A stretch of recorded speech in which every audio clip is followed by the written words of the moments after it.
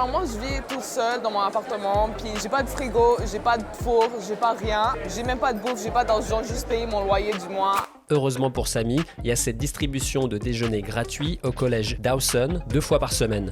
Ce service d'aide alimentaire n'a jamais été aussi populaire. En seulement 1 heure, 165 plats ont été servis. Ça aide les étudiants parce qu'entre le manque de temps et les dépenses scolaires qui augmentent, plusieurs décident de ne pas manger. Ils sautent des repas, ouais. Sur 10 de mes amis dans le programme, au moins 5 le font par semaine. Ce cégep offre des déjeuners gratuits depuis 1 an et la demande ne cesse d'augmenter, notamment chez les étudiants vivant seuls. On a beaucoup d'étudiants qui sont des régions, qui déménagent à Montréal, donc c'est vraiment dur.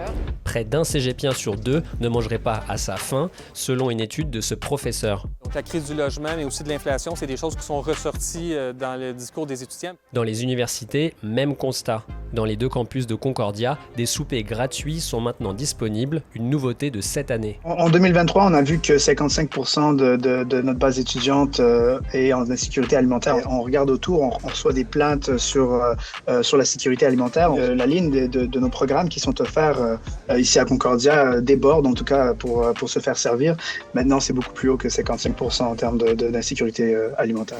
Depuis la hausse de son loyer, cet étudiant de McGill ne manque aucune occasion de manger gratuitement. Si je n'avais pas cette opportunité, ça serait très difficile pour moi de gérer tous mes finances sans être en dette. À l'UQAM, la banque alimentaire doit chaque semaine refuser des dizaines d'étudiants.